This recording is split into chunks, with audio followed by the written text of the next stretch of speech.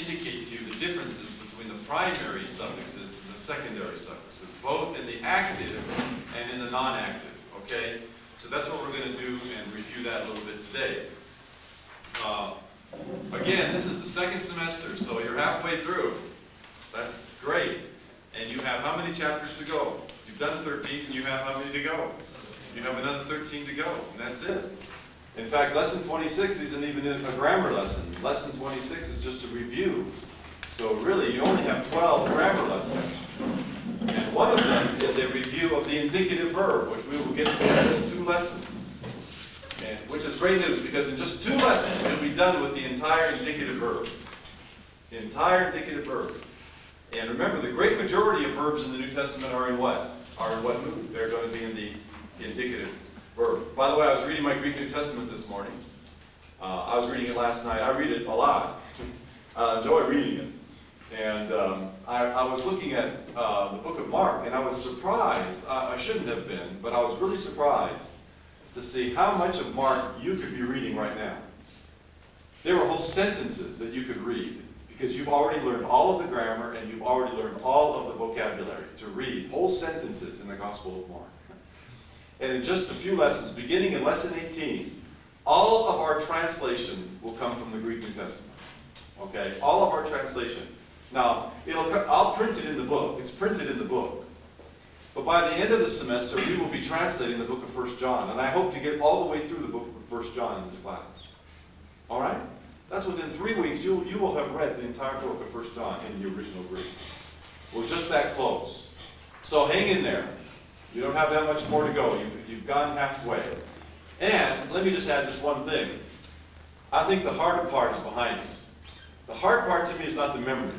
The hard part to me was understanding how the language worked. And if you understand how the language works, then all you have to do is memorize more material. But the understanding part is going to be the simple part. And so don't worry about any more speed bumps. Don't worry about any more really, really difficult concepts, like the concept of inflection. You won't have to worry about that anymore. The concepts will be easy. I think what's going to be hard is keeping everything together. Keeping it together. Okay, not kind of freaking out on the exam, you know, like, oh, that's too much stuff there. I have brain burnout. So just keep that in mind. All right? Well, let's introduce lesson 14 today. And then we will probably try to get through each and every exercise today before we leave. All right? Because we've got plenty of time. We did not have a quiz this morning. Well, let's go to the Lord in prayer right now, because we have to commit everything we do to Him. Heavenly Father, thank you so much for this day. Thank you for the Lord's Day yesterday, your special day. But Lord, we know that each and every day belongs to you. And Lord, we know we live in a culture, we live in a world, in a society that tells us we could be doing a lot of other things with our time right now. But Lord, we believe that you've brought us here, that we are here by your divine choice, and not just by ours. And so, Heavenly Father, we know that because we're here by your sovereignty, that you also promise to sustain us by your grace. And that's what we need this morning, Father. We need a new fresh touch of your help, your mercy, your grace, the blood of Jesus. And so we cling this morning to the hem of your garment. We are helpless. We are hopeless. We can't do it. Lord, we are so happy to be able to acknowledge that to you, because we know that when we do, when we humble ourselves, that you and you alone will exalt us in due time.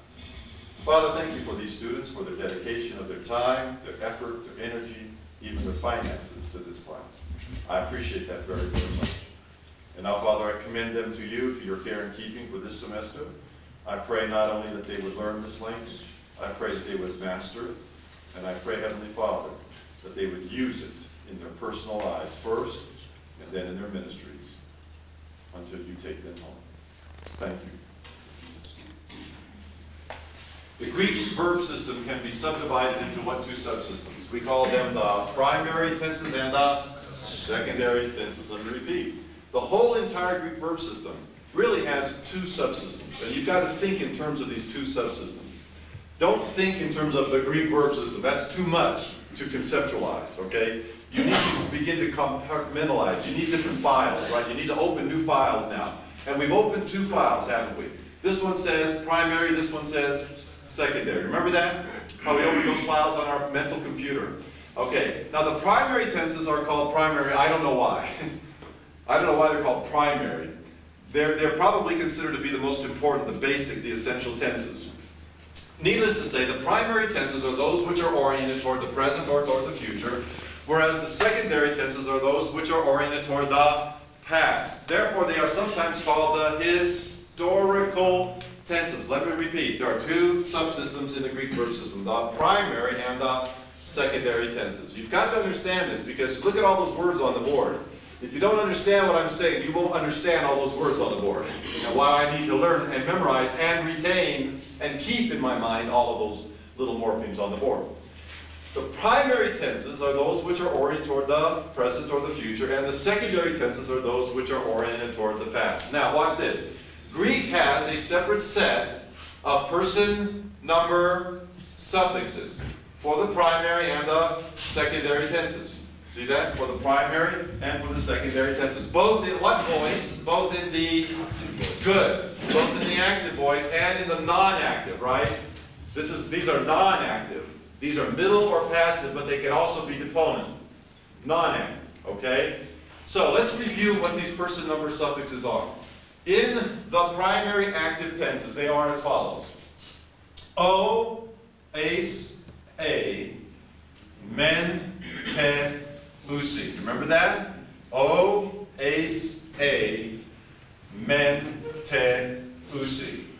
Those are what we call the primary active person number suffixes, right? You cannot translate without knowing these. Is that right? No, you can't translate without knowing these.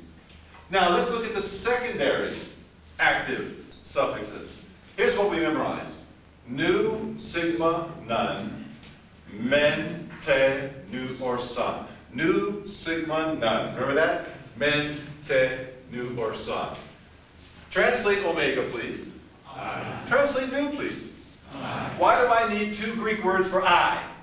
Because Greek distinguishes between primary tenses and secondary tenses, both in the active voice and in the middle and passive voices. Now you understand, don't you? I mean, I know you already understood it, but it's good to repeat it, to review it, and to go over it time after time. It never hurts to go over it. Please look at this side of the board. Which suffixes did you memorize as the primary middle passive suffixes? Here's what you memorized. My, psi, tai, metha, ste, and tai. This lesson is introducing you to the secondary middle passive suffixes. And they go like this. By the way, they're on the bottom of page 88 in case you want to look at it in the book. And here's how you will memorize it. Just like you memorized my, psi, tai, metha, ste, and tai. Now here's what you'll do. Main, sa, ta, metha, ste, and ta. Got it? Me, sa, ta, metha, se, and ta. Translate my, please. I. Translate me. I. Translate psi. You. Translate sa. You got it? Why do I need all of these different words? This means I. This means I. This means I. This means I. Because these are what we call multiple morphemes. In other words, they're indicating not only active, but they are also indicating non-active, and they're also indicating whether the tense is a primary tense or whether the tense is a secondary tense. Now, in light of all of what I've just said, do you remember these? Have you remembered these? You cannot forget these. And remember, the genius about the Greek language is you don't have to memorize a lot. But what you memorize, you have to remember. What you do memorize, you cannot forget. Folks, you cannot forget O, ace, a, men, te, usi, nu, sigma, none, men, te, nu, or son, my, psi, tai, metha, ste, tai, amen, sa, tai, metha, ste. You know what I'm saying? You can't forget that. You just can't forget it. By the way, do you see it in your mind's eye? Okay, everybody close your eyes. Help me out here. O, ace, a, men, te, usi. Keep going. Close your eyes. Nu, sigma, none. Men, te, nu, or son. Keep your eyes closed. mai, sai, tai, metha, sed, and tai. Now, I won't ask you to do these. You have memorized. Okay? That's right. You're gonna. Here's what it'll come out: main, sa, ta, metha, sed, and ta. See? Main, sa, ta, metha. Don't say stay. A lot of you are saying stay. And if you do stay, here's how you're going to write it. That's stay. This is stay. How do I know this is stay? Because the name of this letter is epsilon. This is not unto. This is unta. How do I know this is unta? Because the name of this letter is omicron. I know it's hard. I know it's hard for you to learn that. Because for you, an O is an O, right? O, O, O, O, O, O, O, O. But in Greek, Greek distinguishes between a long E and a short E. Greek distinguishes between a long O and a short O. Okay? All right. So stop right there. Let me ask you this question. Don't raise your hand. But have you mastered these? Do you understand this? Good. Because this is the key that unlocks the door to translating verbs of increasing complexity. Okay? And this is what I couldn't do. I could never understand this stuff. I could never divide a word. I was never taught how to divide a word into its constituent morphemes. I was never taught how to do that. And therefore, I bombed Greek royally. Okay? Now, please look at the title to this lesson. Look at the title. Can you please tell me, can you please answer this question? Are the tenses that we are discussing in this lesson primary tenses, or are they secondary tenses? Yeah, they are secondary tenses, are they not? Is the imperfect a secondary tense? Is the aorist a secondary tense?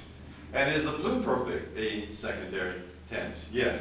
And being secondary tenses, they therefore need to take secondary middle passive suffixes, which are presented for you at the bottom of page 88. And they go like this again. Main, sa, ta, metha, stan, ta. Let's translate those 6 words. Ready? Begin. I, you, he, we, you, they. But, being multiple morphemes, they communicate in addition to I, you, and he, in addition to person number, they also indicate that the verb is non-active. Got it? Non-active. Okay. That's the first thing I want you to know. Second thing in the title. Notice the second thing in the title. It says imperfect, middle, and passive. You see that? It says aorist, middle. Please make a note of that. It says imperfect, middle, and passive. But it says aorist, middle. And then it says pluperfect, middle, and passive. By the way, what are you going to do around the words pluperfect, middle, and passive indicative? What are you going to put? Or around the words pluperfect, middle, and passive, put parentheses. Right? You don't need to worry about the pluperfect tense in the Greek New Testament. Pluperfect, middle, and passive, put parentheses. See what a parentheses is? Just put parentheses around there. You don't need to worry about them. In fact, in our exercises to this lesson, you only have one example of the pluperfect, and I just stuck it in just for the sake of the exercises. But you will not see the pluperfect in the Greek New Testament very, very often. So you don't need to really concentrate on it in a first-year Greek course. Okay, that's why you need to take second year. Second year builds upon first year. By the way, I'm so excited. I met with the Greek 3 professor. We had lunch together this last week. And we're very, very excited about Greek 3. I hope each and every one of you takes Greek 3, even if it's not required, even if you have to use elective units. The purpose of a foundation is for one thing. A foundation exists to build something on top of it. And so I do hope you go on to get that Greek 3, because that's where all the fun is. The fun is in the text of the New Testament. But we're just going to barely get into it this semester, but you're going to be into it the whole semester next semester, so I hope you could take that course. Okay, now with that in mind, let me give you some examples here of what we're talking about.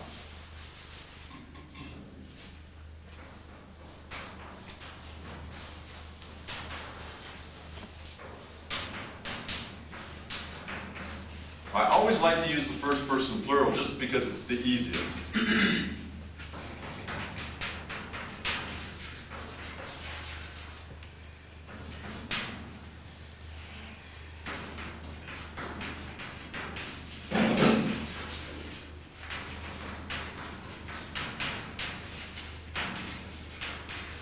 All right, let's see what we can do with these verbs.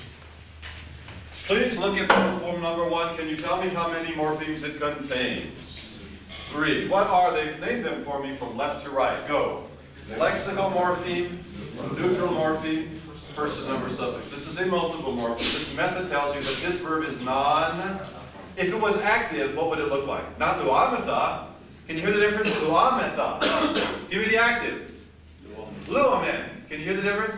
Luamen. Translate luamen. We are loosing. Translate luametha. Oops, I'm stuck here. Why?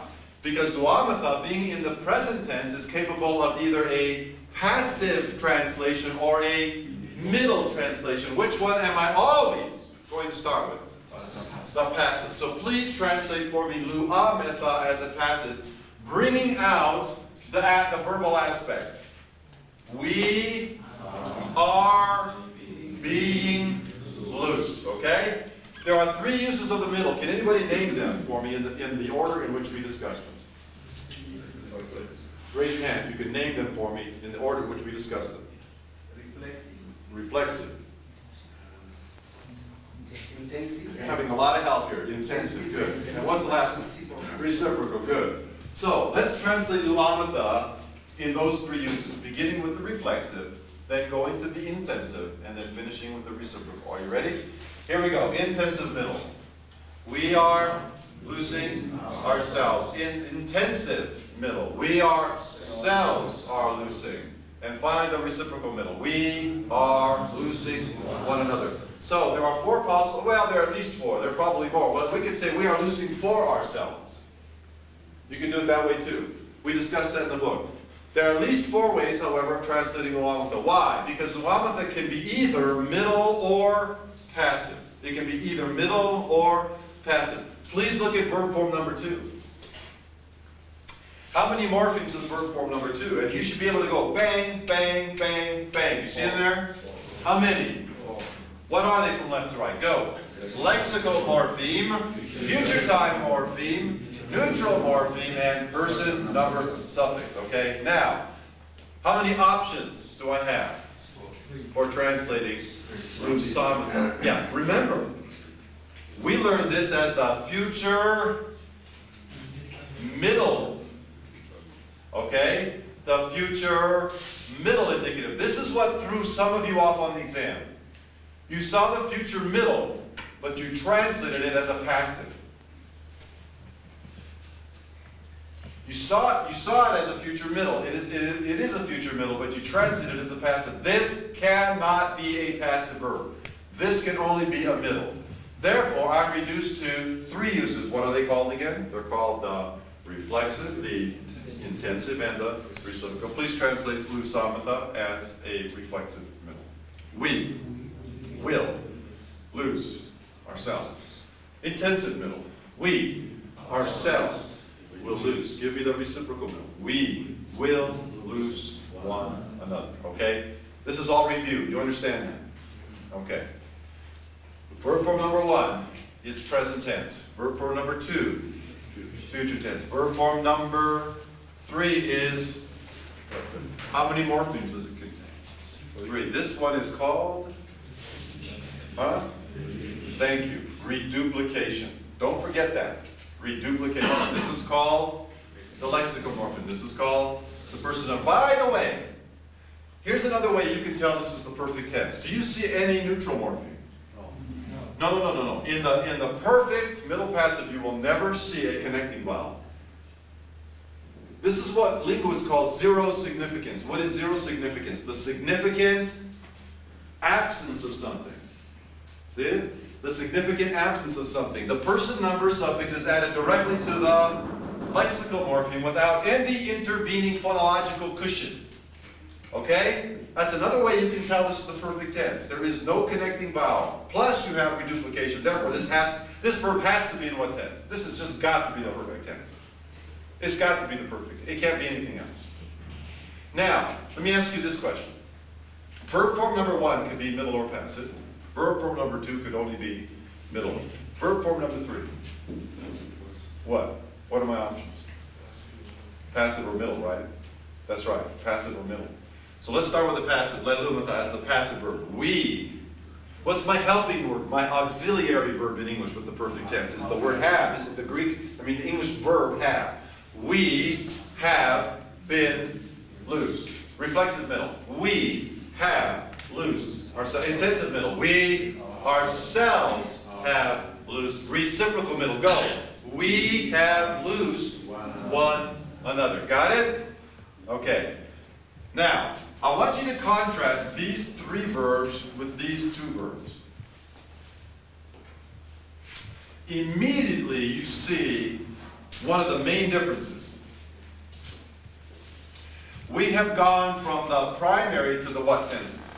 The secondary tenses. What is a secondary tense? The secondary tense is one that is oriented toward the past. Therefore, would you expect a past time morpheme? You sure would. And you have them here. So what do these two verbs have in common? Both of them take place when? In past time. How is Greek telling me that?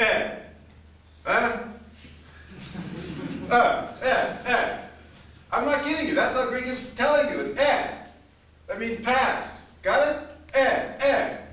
Past, past.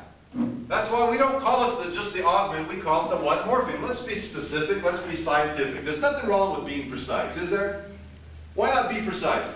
If epsilon indicates that these verbs are in the past time, why don't we call it the what morpheme? The past time morpheme. And that's what we call it.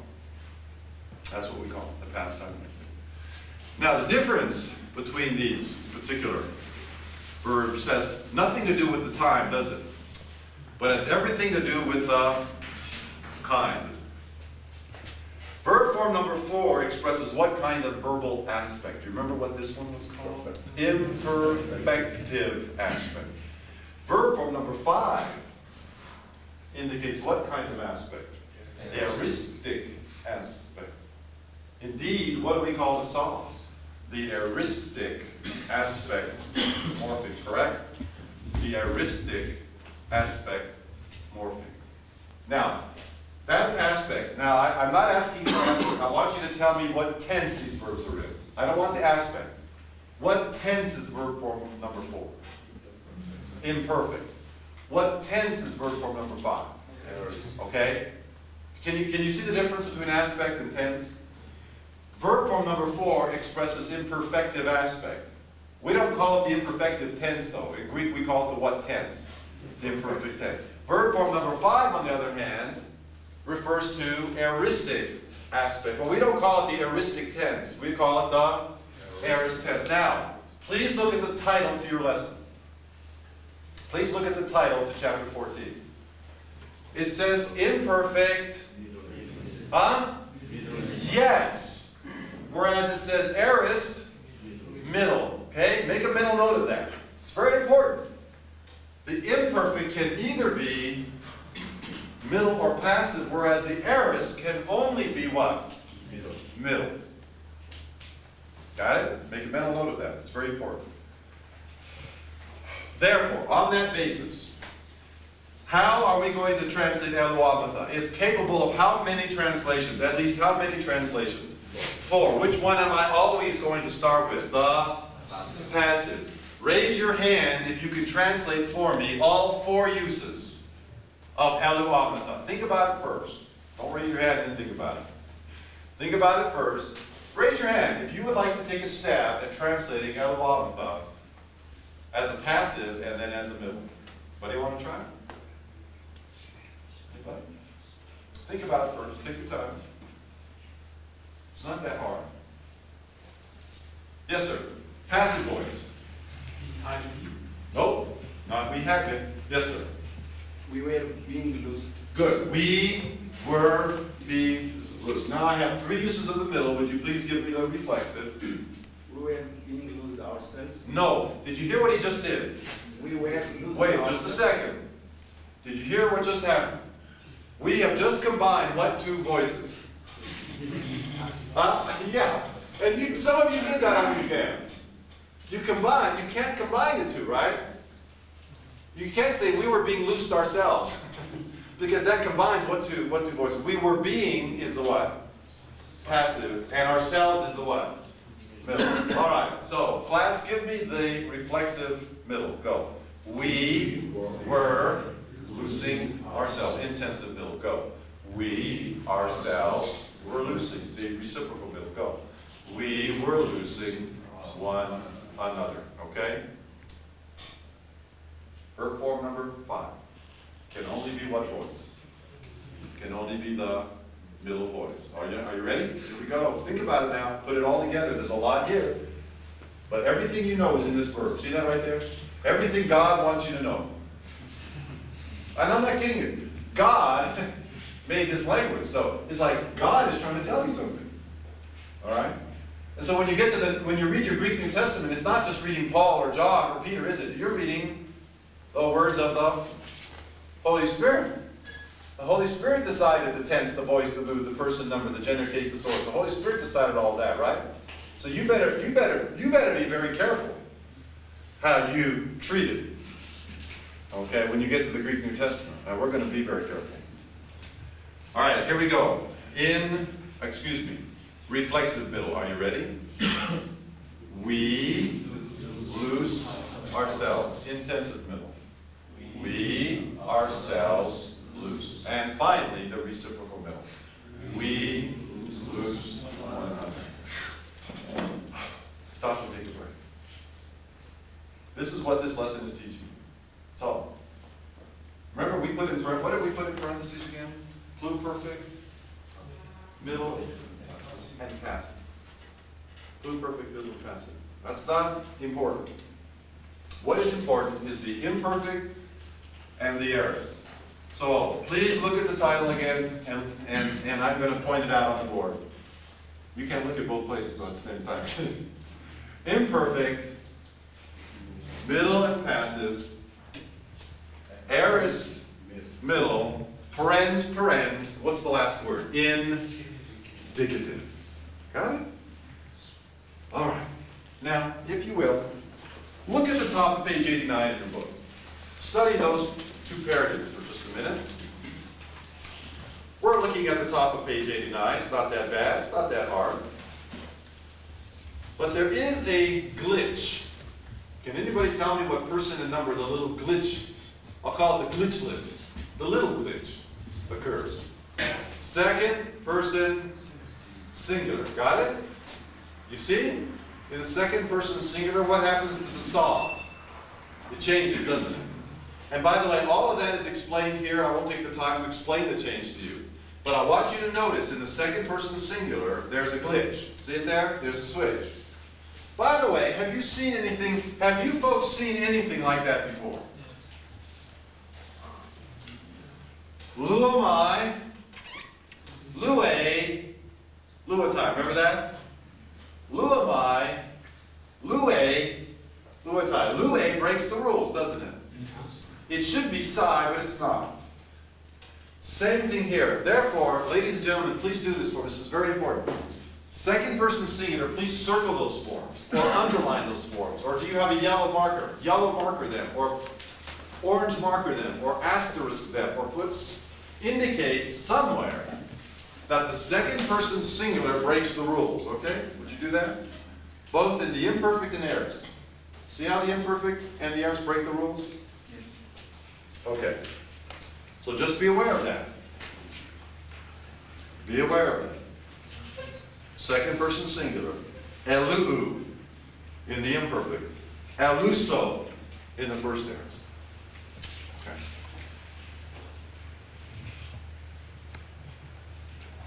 All right. Turn the page, please. Let's talk about the second aorist. Middle indicative. Second aorist. Middle indicative. These forms are all aorist. You see them there? And they can only be what voice? Middle. So let's go ahead. Look at the first person plural, elepamata, if you will. Look at the first person plural, elepamata. El, lip, pop. Yeah. So this is aorist, middle. All right? Let's translate it. There's 3 different ways we can do it. We'll start with reflexive, then we'll go to the intensive, and then we'll do the reciprocal. This is aorist, middle. And this comes from what verb? Lepo. What does lepo mean? I leave. Okay? Okay, are you processing? This is the aorist of lepo. And it's the middle voice. We're going to start with the reflexive. Are you ready? Here we go. We left ourselves. Intensive. We ourselves left. Reciprocal. We left one another behind in the church. See? We left one another. We left ourselves. We ourselves left. Okay? Now, look at the board.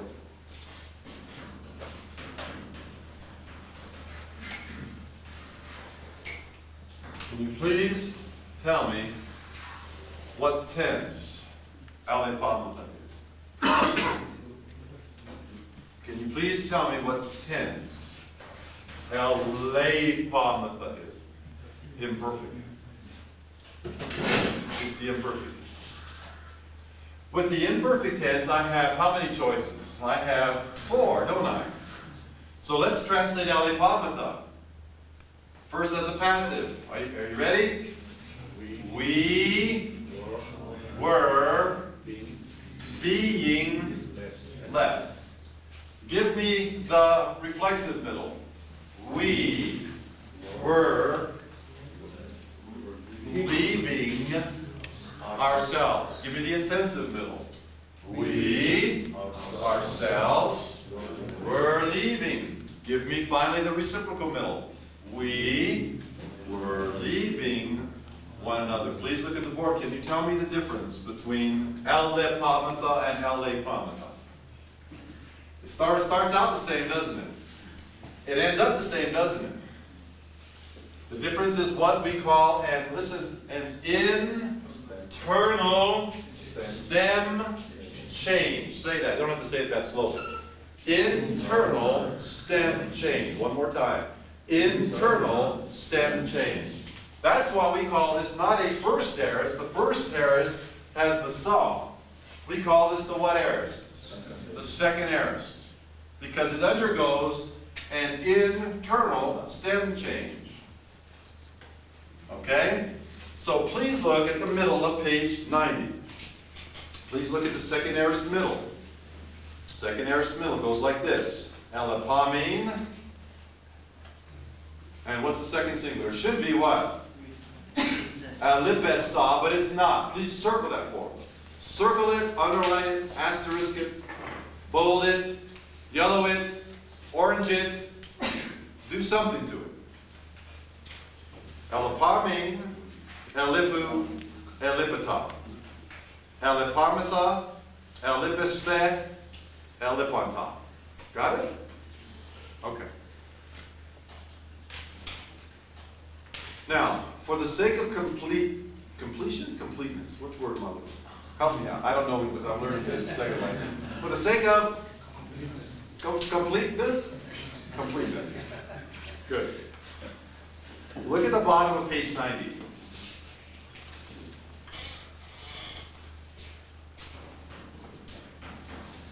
And I'm going to put the first person plural up on the board here. And can you please tell me how many morphemes alipamata has? Well, let's see. There's 1, 2, 3, 4. Can you please tell me what this morpheme is called? Pastime morpheme. You know what this one is called. Reduplication. We all know what this one is.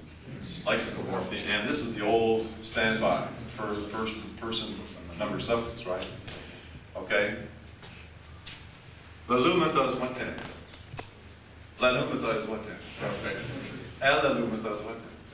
Right, that's why, by the way, another name for the pluperfect tense, listen, another name for the pluperfect tense is the perfect of past time. Remember we mentioned that?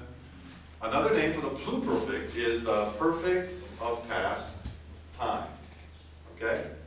So instead of saying we have been loosed, we would say, in English, what changes? We have been loosed. What changes? The auxiliary verb. The helping word, right? What's the past tense of have? Had. So instead of saying we have been loosed, we would say we had been loosed. Can you hear? That's the only difference between the perfect and the pluperfect. Plusquam perfectum. It's more than perfect. It's the perfect of past time. They call it the pluperfect tense. Now, please look at the person number suffixes in the pluperfect. Would you do that? Can you tell me what the person number suffixes are? They go like this. Main, saw, ta. See the saw there? Yeah, there's our saw. Main, saw, ta, metha, set, ta. Got it? Main, saw, ta, metha, set, ta. See? Okay. So, having discussed all this, guess what I'm going to ask you to memorize. Don't look at the exercises. But you know me by now. You know I'm not going to ask you to memorize all these periods. I don't need to do that. But there's something I do have to ask you to memorize. It's brand new. Well, what do I have to ask you to memorize? What page is it on? Page 88. Where on the page? The bottom. See that there? See, you know me, don't you? You're one step ahead of me. You know that's all I would ask you to memorize, right? Because that's all you need to memorize. You don't need to memorize all this other stuff. All you need to memorize is main, saw, ta, metha, set, and ta. And I'll tell you why. That's all you have to memorize is because our approach is a what kind of approach to the language? Morphological approach, otherwise known as a linguistic approach, right? Now, do you remember when we were introducing morphemes to you? Remember how hard that was? To learn these as morphemes. It's hard. I acknowledge it is more difficult at the beginning, but listen to me. In the end, it's a lot easier. In the end, you can reduce absolute rote memorization to an absolute minimum possible. You don't have to be memorizing a whole bunch of stuff. Why? Because you can divide this word, can't you, into its constituent morphemes. You know that this is we have been loose. All you have to do is put that concept in past time now. We have been loose. Give me the reflexive middle. We had loosed ourselves. Give me the intensive middle. We ourselves had loosed. And finally, give me the reciprocal middle, please. We had loosed one another. Go to the vocabulary, please, to this lesson. We'll look at the vocab, and we'll take a break, and then we'll work through all 12 of these exercises today in class. Okay, we'll work through all 12 of them because we've got plenty of time. First word is amen. And by the way, you all pronounce it correctly in Amharic. We say amen, but you pronounce it correctly in Amharic. This next word, axios, is related to an adjective. Do you remember axios? Remember that word on the exam? A lot of you had the holy women, and it was the, remember high oxii received Christ into their hearts? High oxii is the worthy women. Axios means worthy, axios means worthily. This next word has two gammas. Let me see, how do I pronounce a double gamma? That's an NG, right? So let's see if I can pronounce it correctly with the correct accent. Go. And goose, good, and goose. Eke, euthus. Which gospel? When you think of euthus, which gospel? That's right, his favorite word. Jesus is the tireless Son of God, and he just keeps moving from one miracle to another miracle. Immediately he did this, and immediately he did that, and he did bang, bang, bang. That would have appealed, by the way, to a Roman audience, because Romans were very what-oriented? Activity-oriented, right? Action-oriented. Okay. This next word, let's see. Exo means outside. The next word has a rough breathing mark, and the accent is on the first syllable. So how would we pronounce this next word? Hutos. Hutos. And it means thus or in this manner. And by the way, that's the adverb used in John 3:16. You've memorized John 3:16. For God so loved the world. How many times have you heard that? For God so loved the world. For God loved the world so much. You ever heard that? For God loved the world. That's not what this means. This is not an adverb of degree. It's an adverb of manner. See it there? It's an adverb of manner. It's not God loved the world so much. No, it means this is how God loved the world. Or God loved the world this way. How did he love the world? He gave his only begotten Son. See that?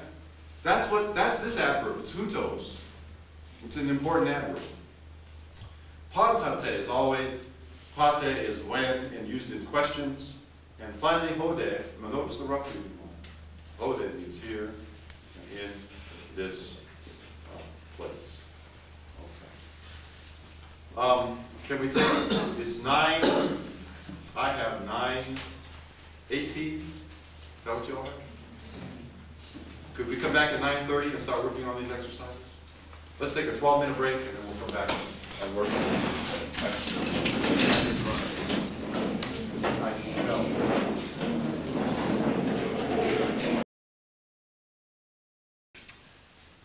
Okay, let's look at page 91. And let's look at some of these exercises together. Beginning with number 1 on page 91, would you please look at the verb in number 1? Look at the verb in number 1. Let's see if we can do some morphological analysis on that. Okay, let's see if we can do some morphological analysis on this verb. This verb contains how many morphemes? Very, very clearly. Yeah. The first one is called the past time morpheme. The second one is called the lexical. The third one is the neutral. And the last one is the person, number, suffix. Okay? So we know this verb is in what time? We know it's in the past, right? It's in the past. But that doesn't help us much because what verbs have we learned in the past? There's the imperfect, aorist, and the perfect of past time, which is called the pluperfect. So that doesn't help us much, does it? That helps us some, but it doesn't help us completely.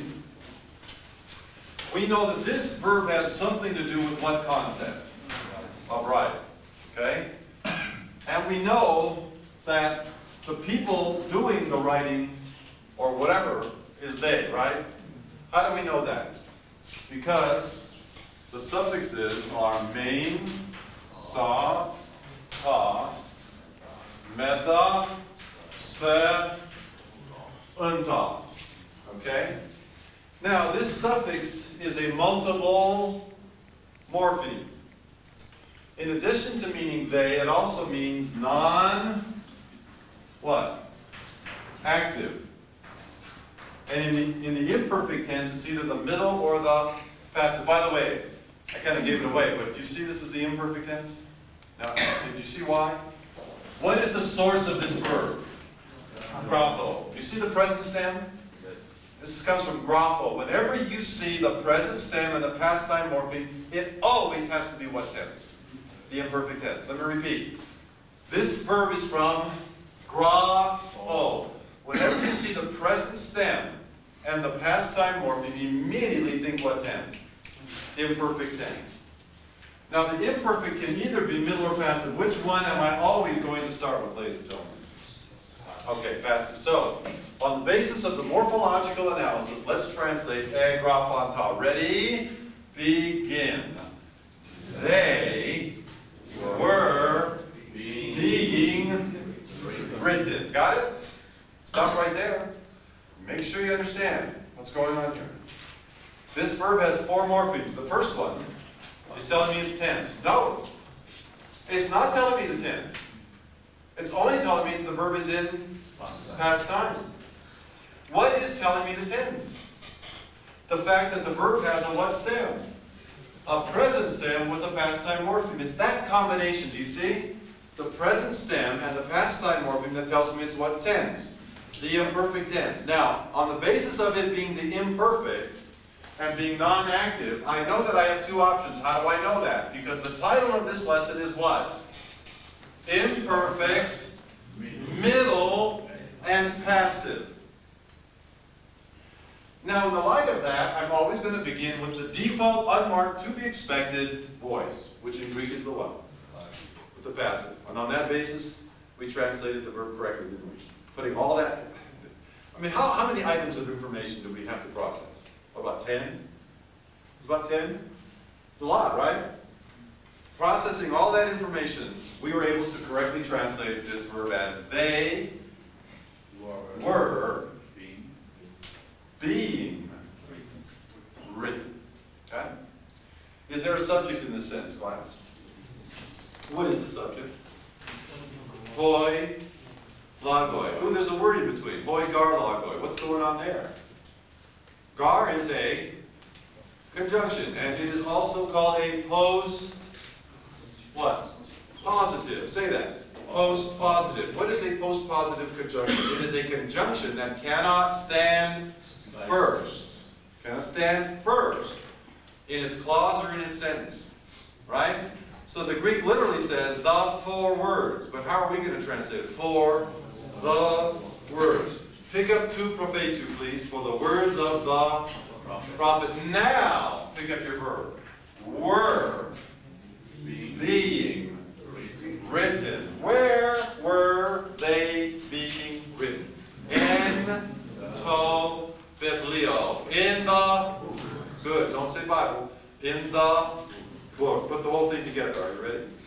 For the words of the prophets were being written in the book. Please look at the board and translate, parse according to your translation.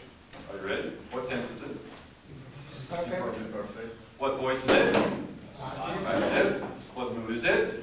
Indicative. What person and number is it? Let's see. It is third plural, and the source is grapho. Good. Are you with me? Okay. Let's look at number 2. Find the verb. Where's the verb? A ku on top. Okay? Ah, I got a problem here. Got a problem here. What is the source of a ku on top? Kuo, right? So I have a problem here. It's not as easy as this one, is it? Can you see the past time morpheme? Can you see the past time morpheme? Go like this. Yes. Yeah, it's there. But when the verb begins with a vowel, what happens to that initial vowel? Rather than adding an epsilon, no. What happens to that initial vowel? It lengthens. And what does an alpha lengthen to? To an eta. Okay? So on the basis of what I just said, can you kind of sort of tell me what tense this is? Imperfect tense. You can't say past. It's imperfect. Imperfect, right? It's based on which stem? The present stem. It's still based on the present stem. Okay? By the way, this is called temporal augment, and you can, if you're interested, you can go back to chapter 7 and read all about it. Okay? There are several different ways of forming the past time morpheme. This is one of them. It's called the temporal augment. Chapter 7. All right. So, being the imperfect tense, what are my 2 options? Middle or passive? Let's translate it as a passive. Go. They were being heard. Okay? They were being heard. Is there a subject in this sentence? Yes. What is it? Hi-gra-phi. Translate hi-gra-phi, please. The writings or the scriptures. Either one would work. The writings or the scriptures. Now translate eku on top. The writings. No, just now go to eku on top. The writings were being heard. Look at the very first word, ak. It's an adverb that means what? There. So let's translate the whole sentence now. Are you ready? This shouldn't be too hard. Let's go through the whole sentence slowly. There, the writings of the apostles were being heard by the sinners. Good. By the sinners.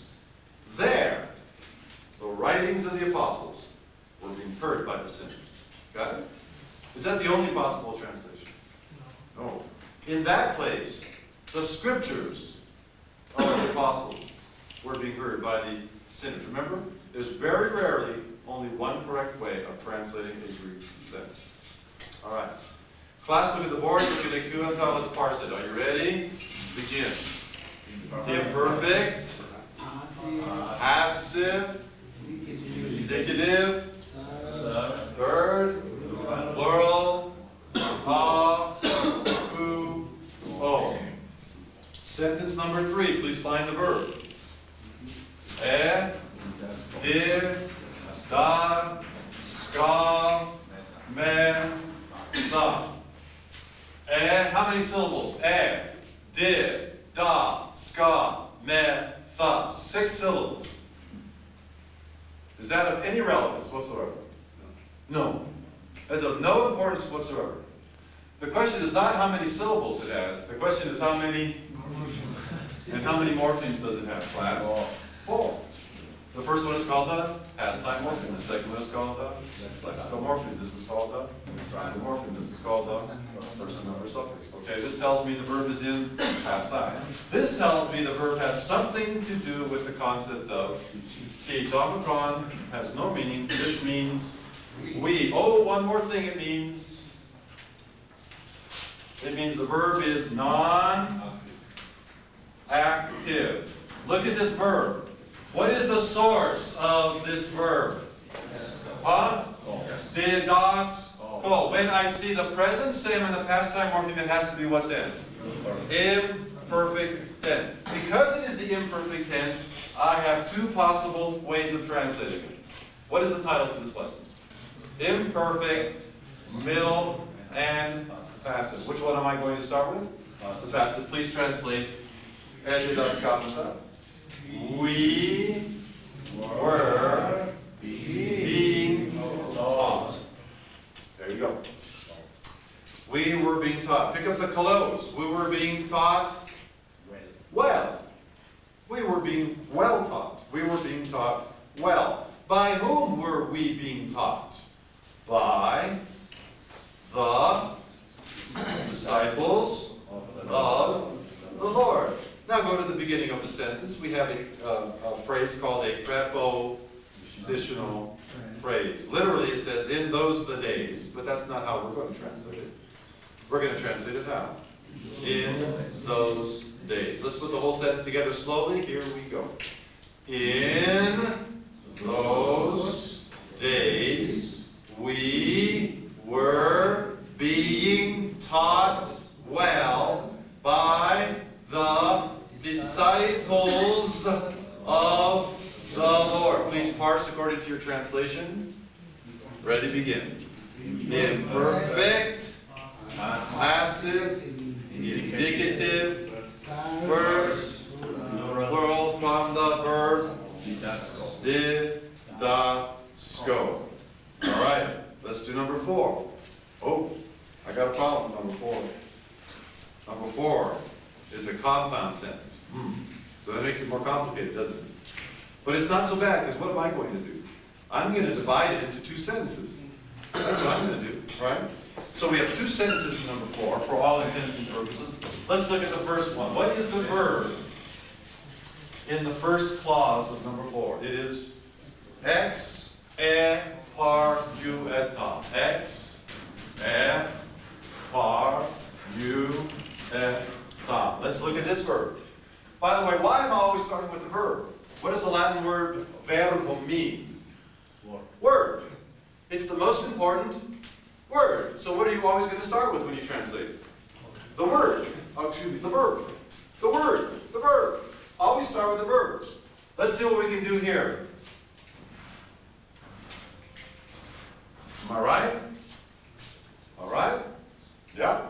This is what we call a prepositional prefix morpheme. It comes from what preposition? From ek. Why does ek have to become x? Because it is followed by a vowel. Remember that? Ek becomes x before a vowel. Okay? What is epsilon? A past time morpheme. Ru is a lexical. By the way, this has something to do with what concept of either come or go, right? Neutral morpheme, and this means he, right? Is that third singular? Okay. All right, now can anybody tell me what tense this is? What is the source? Take this off for now. What is the source? Par you amai, right? You see par you plus the past time morpheme, it has to be what tense? The imperfect tense. By the way, the source being ek par you amai makes it what kind of a verb? We call it a deponent verb. I got to slow down here because I'm losing some of you. I've seen those eyes now. They're kind of getting glazed over. Like, oh, this is too much. This is sensory overload. Okay. It's like I'm preaching sometimes. You ever preach and you just feel like the audience can't take anymore? It's just like they're just so full already, and they're having brain fade and brain burnout, you know, and the cup is so full, and you just hate the portion. You keep pouring it, but you're not done, you know. You just keep pouring it, and you just keep pouring it. Well, listen, we got a lot to process here. What tense is this verb? Imperfect. Now, how did I derive that? Par you plus the past time, just from par you amai. Par you amai plus the past time morpheme equals the imperfect tense. What is the source? The source is not par you amai. The source is ek par you amai. Please tell me what kind of a verb this is. A deponent verb. Please define for me a deponent verb. A deponent verb is one which is middle or passive in form, but active in function. Let me say that again. A deponent verb is one that is middle or passive in form, but active in function. So we're going to translate this as an active verb, aren't we?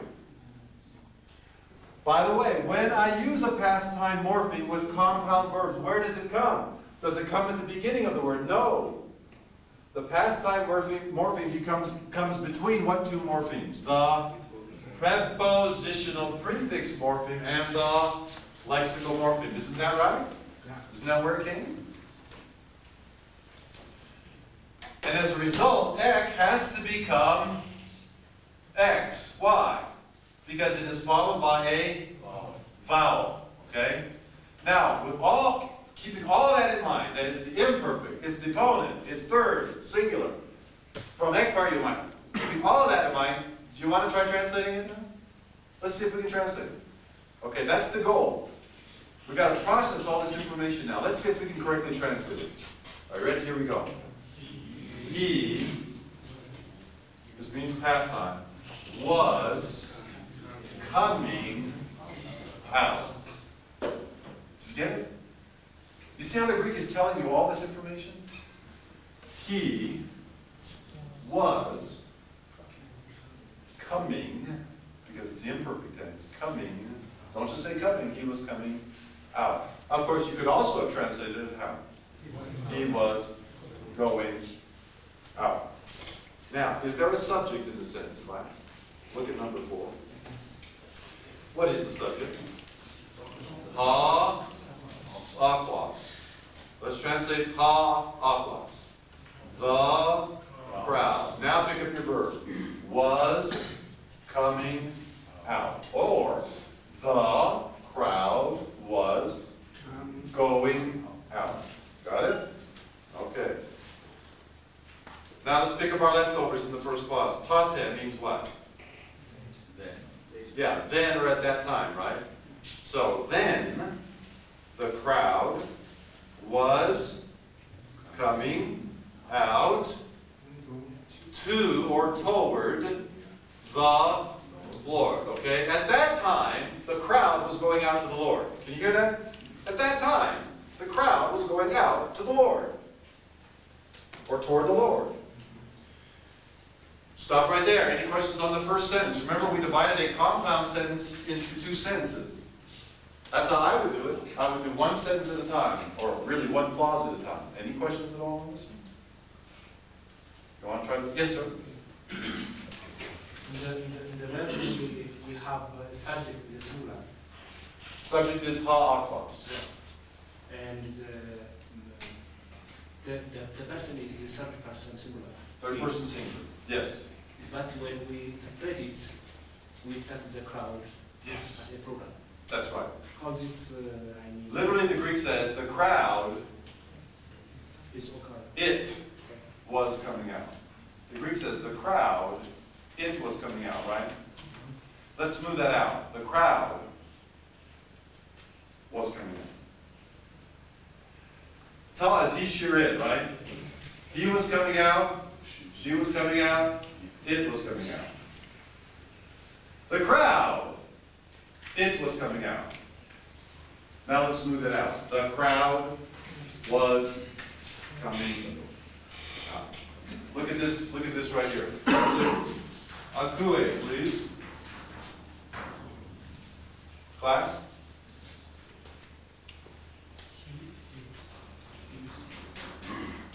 Translate akue, class. He is hearing. Translate akurias akue. The Lord. Yeah, what happens to the he when you have a subject that's expressed? It will what? Drop out. It is replaced by what? That's right. This literally says the Lord hears he. The Lord, actually the Greek says this. Here's what the Greek says. The Lord, subject singular, hears he. The Lord, subject singular, hears he. The Lord, subject singular, hears he. Now let's move that out. The Lord hears. Move that out? Okay. Good. Are you ready for the second clause in number 4? Nun de ukete blepe. Translate blepe all by itself. He sees. Or she sees. Or it sees. What does ukete mean? No longer he sees. Or no longer she sees. Or no longer it sees. Translate the de. But translate the nun. Now translate the altan. Him. Now watch this. The Greek is so interesting here because it's really capable of 2 renderings. If I translate blepe as he, but he no longer sees, then the altan would be referring back to the what? Go back to your first clause. The first clause was translated how? The crowd. At that time, the crowd was going out to the Lord, but he no longer sees singular. It. But he is no longer seeing it. What is the it? What is the antecedent of it in Greek? What is the antecedent of altan in Greek? Give it to me in Greek. In Greek. Look at the first clause. What does the Lord no longer see? The crowd. Give it to me in Greek. Ha, aklos. What gender is ha, aklos? Masculine. So my pronoun has to be masculine. See that?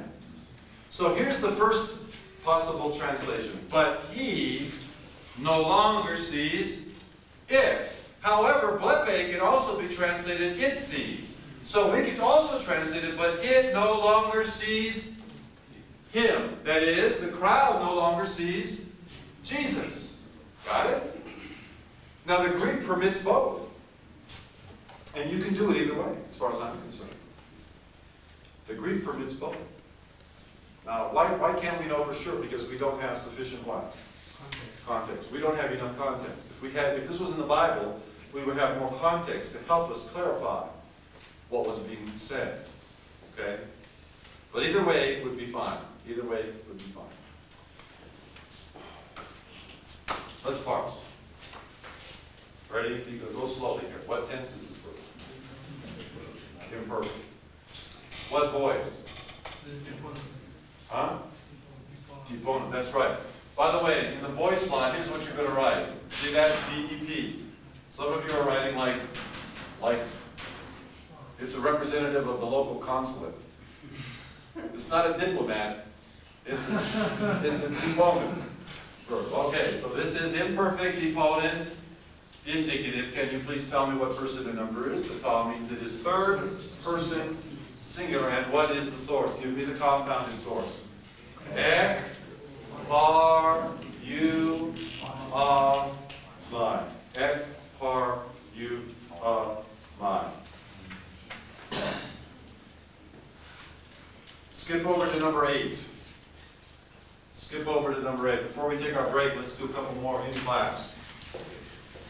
Number 8. What is the verb in number 8, class? Give me the correct accent so I can write it correctly. Labanta, isn't it? Does it say labanta? Doesn't say it that way. Labanta. Yeah. How many morphemes does this verb contain? Class, it contains 4. This is called the past time. This is called the lexical. This is called the neutral. This is called the versus number. We know this has something to do with the past, but it doesn't tell me the tense. It tells me that it's in the past. What are my 3 options? Imperfect, aorist, pluperfect. Right? Those are my options. Imperfect, aorist, pluperfect. What is the source of this verb? Lambano. Do you see an internal stem change? When you see an internal stem change plus the past time morpheme, it's going to be what tense, class? Aorist. Thank you. Aorist. Please look at the title to this lesson. It's an imperfect, middle and passive, comma, aorist, middle. Okay? Aorist, middle. So, let's translate elabata. It has to be a middle. We have 3 uses. Go. They receive themselves. Secondly, they themselves receive. Thirdly, they receive one another. Got it? All right. Let's see if there's a subject. Is there a subject in the sense, number 8? Yes. What is it? The apostles. Let's finish the rest of the sentence. Artan kai kapan. Bread and fruit from the disciples. Okay, now how are we going to translate Alabata? Which one is going to work here? Which one do you think works here? Name the use of the middle voice that works here, in your opinion. Name the use. Is it the reflexive? Is it the intensive? Or is it the reciprocal? Which one do you think works here? I think the intensive would work. All right, on that basis, let's translate the sentence. Are you ready? Are you watching this? Here we go. The apostles themselves received bread and fruit from the disciples. Now, of course, another way of doing it would be they received for themselves. That would be fine too. The apostles received for themselves. But remember, in the middle voice, the subject is on the emphasis is on the grammatical subject. It is they. The idea is it is they who receive bread and fruit from the disciples. So it seems to me the intensive works here, doesn't it? I think the intensive works here. So let's stop with that. The apostles themselves received bread and fruit from the disciples. Please look at Alabanta. Let's parse it together. And then we'll take a break. Alabanta. What tense is it? Aorist. Good. It's aorist. Now watch this. What voice is it? Thank you. It has to be middle. You cannot put passive. What mood is it? Indicative mood. What person and number is it? Third person, plural, and the source is lam, ma, no. Okay. Let's go ahead and take our break and take till 10:30. We'll come back to class and we'll finish the rest of these in class. Unless there's a question. Yes? What kind of middle sense would be if you translate? They received for themselves. They received for themselves. It would be the reflexive. It would just be a slight nuance on the reflexive. Still be called reflexive. All right. Thank you. 10:30. We'll come back and we'll finish the rest of these in class.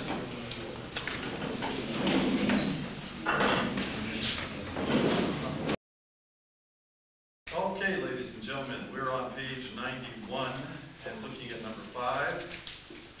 Page 91 and looking at number 5. Ex ed volata. Can you tell me what tense ex ed volata is? Imperfect tense. How do I know it's the imperfect tense? Because it comes from ex ballo, right? And it has ball plus the past time morpheme. So, ex ed volata, translated by itself. He was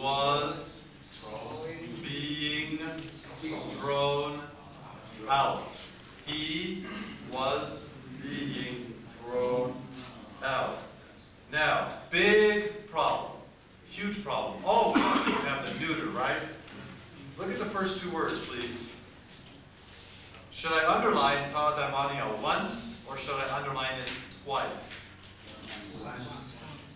Well, the Greek permits both, right? Ta daimonia is either going to be the subject or the object.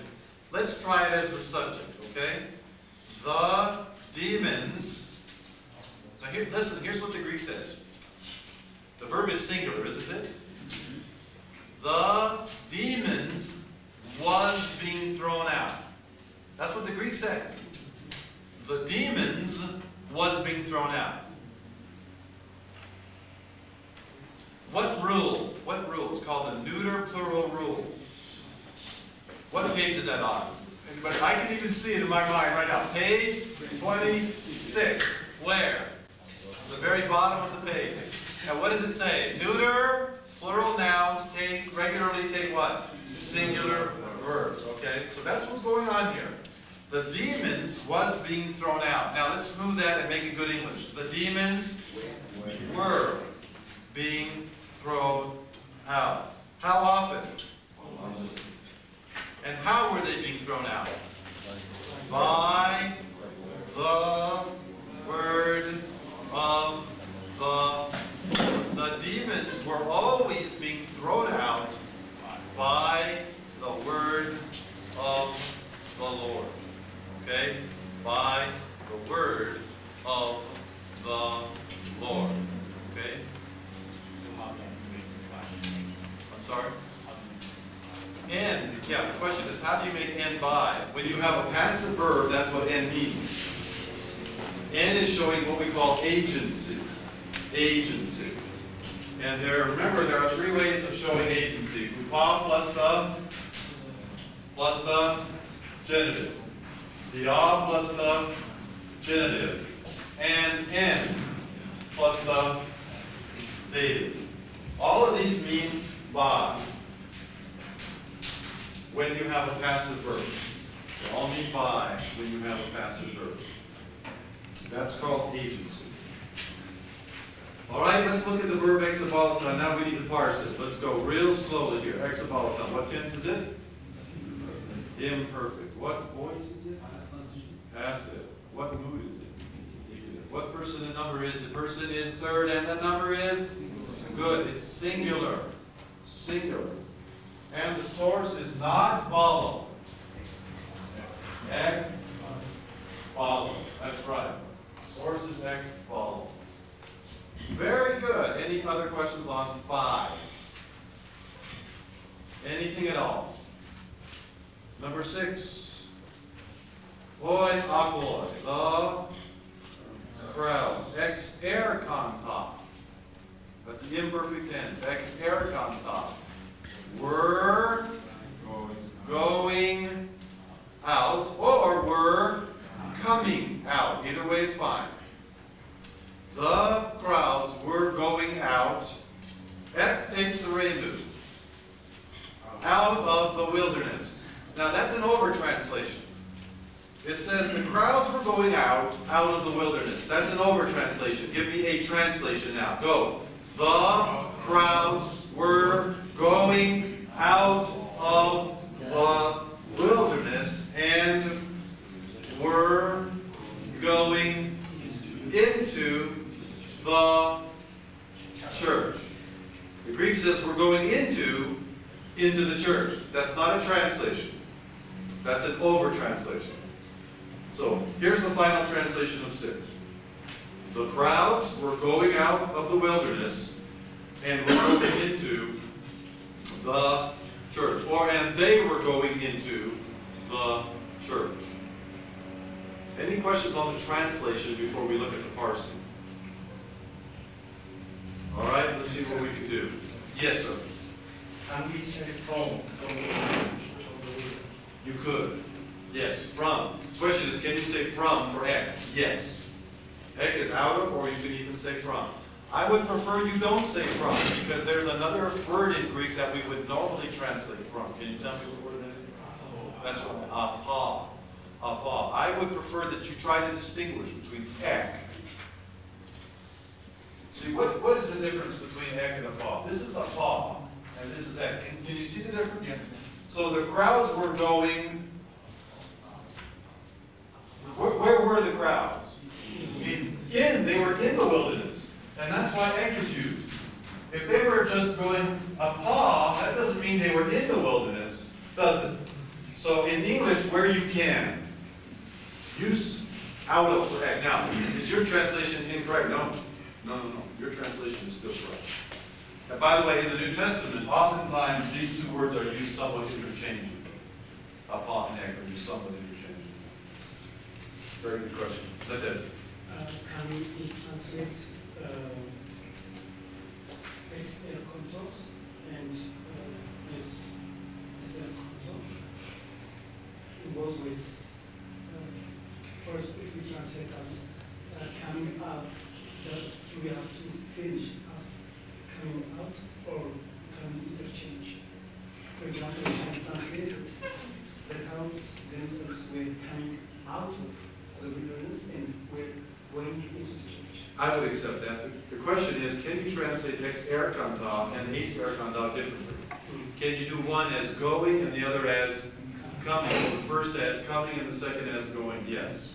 Yes, you can. However, I don't like the word themselves. I don't like the word themselves. Where are we getting themselves? Where are we getting themselves? I don't see it there. I don't see it there. Do you? No. In fact, what would help is we might want to parse the verbs now, okay? Look at the first verb in number 6. It's ex erkanta. Can anybody tell me the source of ex erkanta? Ex erkamai. Ex watch this. I said ex erkamai. What kind of a verb is it? It's called a deponent verb. What is the definition of a deponent verb? A deponent verb is one which is middle or passive in form but active in function, right? So don't translate it as a middle. Don't you translate it as a passive. Translate it as an active verb. Okay? All right, with that in mind, let's parse ex erkanta. Ready? Begin. Imperfect deponent indicative. The unta tells you it's what person and number. Third, plural from ex erkamai. Please parse for me eis erkanta. Ditto, ditto, ditto, ditto, ditto, ditto, ditto. Right, it's the same, except for the source, right? Everything's the same except for the source. What is the source of eis erkanta? Eis erkamai. Remember, erkamai is used with any number of what? Prefixes, prepositions, right? Eis erkamai means I go. Ex erkamai means I go on erkamai. I go up. Cut erkamai. I go down. See how that works? So eis erkanta would be imperfect, deponent, indicative, third plural from eis erkamai. By the way, always give the compound source. If the verb is compound, always give the compounded source, or else it'll be wrong. It'll just be incorrect. Anything else on number 6? Very good. Number 7. Let's go to the verb, elusanta. Elusanta. How many morphemes does the verb contain? It contains 4. They are the pastime morpheme, the lexical morpheme, the heuristic aspect morpheme, and the person, number, suffix. This is a multiple morpheme. Not only does it mean they, but it also means what? Non-active. Thank you. It means non-active. Now, what tense is this? Can you tell me what tense it is? It's aorist. Please look at the title to this lesson. It says imperfect, middle, and passive, comma, aorist, middle. So this verb can only be what? The middle. So we have to bring out the middle. I don't care which use, whichever use works. Which one worked? Which one worked in number 7? Did the intensive middle work? Yeah. By the way, did you know? Are you noticing something? How often the intensive middle works? That's because in the New Testament, the most common use of the middle voice is the intensive middle. That's the most common use. It's the intensive middle. With that in mind, let's translate the sentence. Euthus.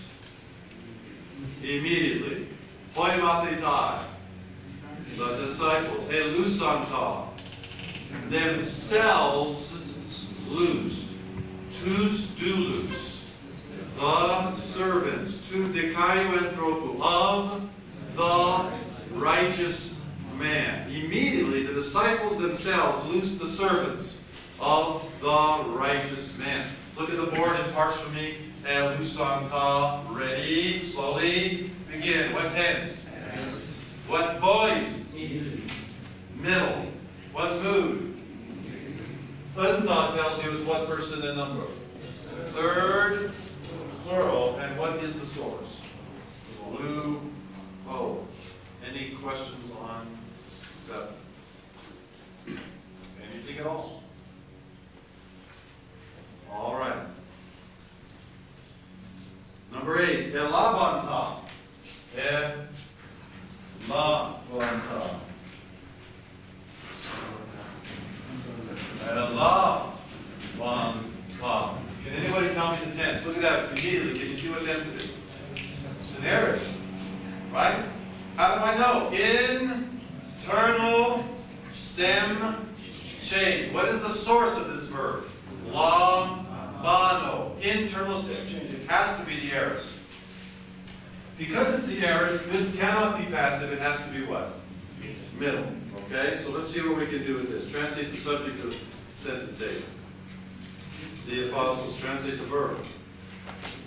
Themselves received, right? Or did we do this one already? The disciples themselves received. Or the disciples received for themselves bread and fruit from the disciples. Look at the board. Let's parse. Elabanta. Ready to begin. It is aorist, middle, indicative, third plural from lambano. Lambano is the source. Lambano. Good.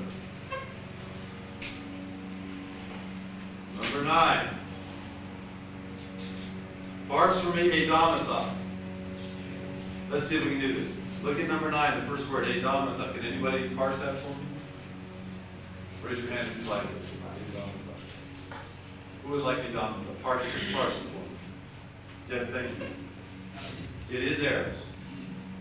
It is middle. Indicative. First. Plural. From. Everybody make sure you have the source. Yeah. Parao. Okay. Pa-ra-o. Now it's middle voice.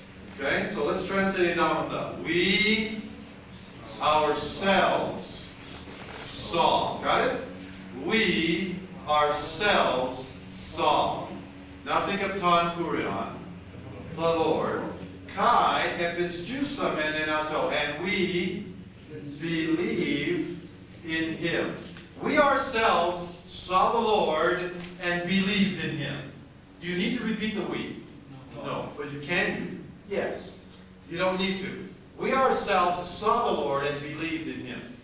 Let's parse episjus. No, let's not parse it. Let's analyze it first.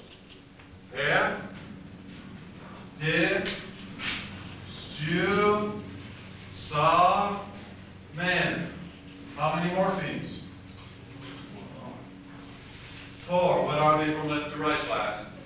Pastime, lexical, characteristic, aspect, and person number.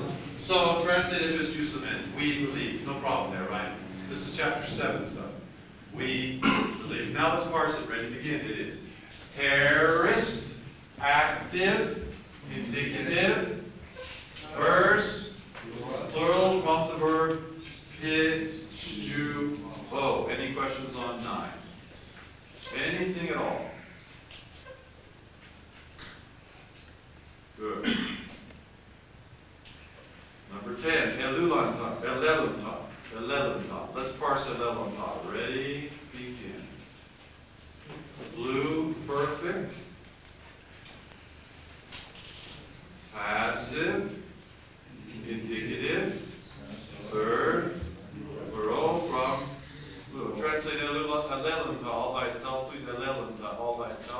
They had been loosed. Who had been loosed? The servants. By whom had they been loosed? By the good. Is it singular or plural? Singular. By the good man, or by the good one. Okay? Now let's pick up Hoda. What does Hoda mean? Here, or in this place, the servants had been loosed by the good man. Did you get something like that? Here, or you could translate in this place, the servants had been loosed by the good man. Questions on number 10? All right. 11 involves a men-day construction. So let's leave the men untranslated, okay? Let's leave the men untranslated. Now when you leave the men untranslated, then how do you translate the day? But, okay, let's try it that way. Hutoi. These, egenantha,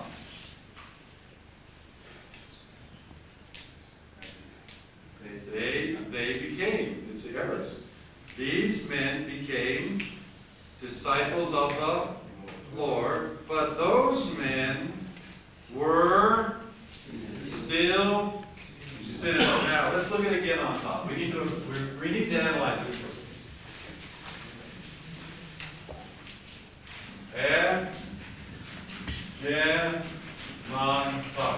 Can anybody tell me the source of Egenantha? Genomai. Genomai. What does Genomai mean? I become or I am. I become or I am.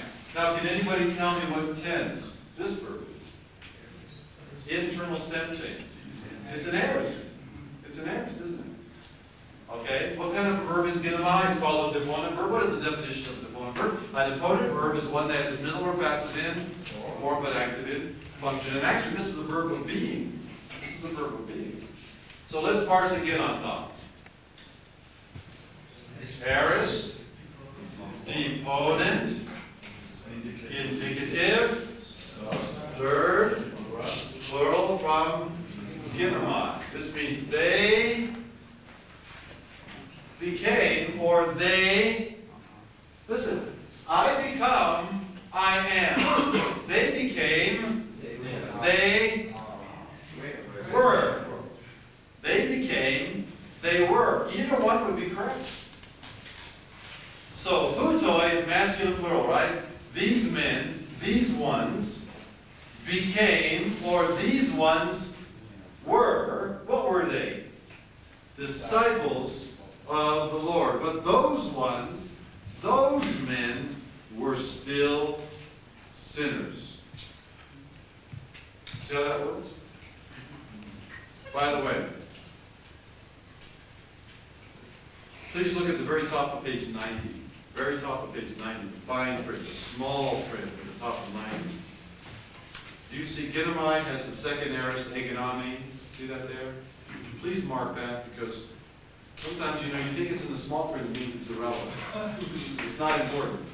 No, it just means it's a detail that you just need to come back to later. And Genomai has the second aorist form, egenami. Okay? Egenami. If Genomai means I become, egenami means I became. If Genomai means I am, egenami means I was. If egenantha means, egenantha can either be they became or they were. I would accept either one. I would accept either one.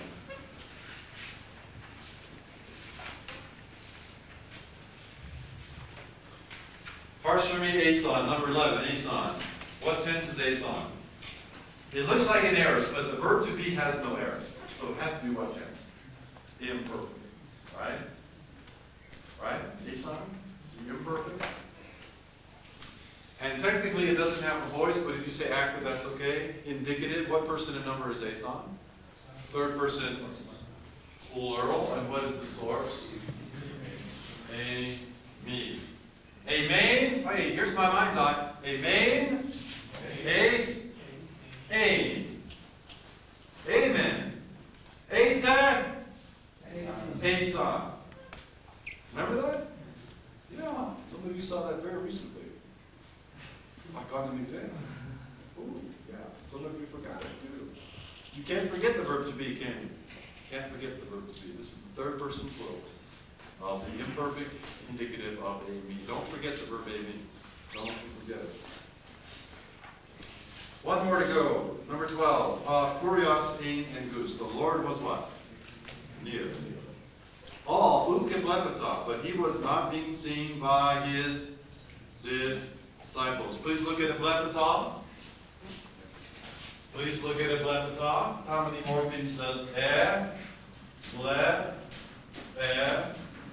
contain? Past time, lexical, neutral, and person number. Look at this verb. What is the source of eblepata? What is the source? Blepo. When I see the present stem in the past time morpheme, what tense must it be? Perfect tense. Okay. Imperfect, and this means it's non-active. Non-active. So, but he was not being seen by his disciples. Parts for me, eblepata. Eblepata. Go. Imperfect. Passive, indicative, third, singular from the verb blepo, blepo. Any questions at all over any of this? Anything at all over any of this? Okay, thank you very much. Thank you very much. Before we discuss, we've got a few other details, but the camera crew can cut. You've done a great job for today. We want to talk about the exam.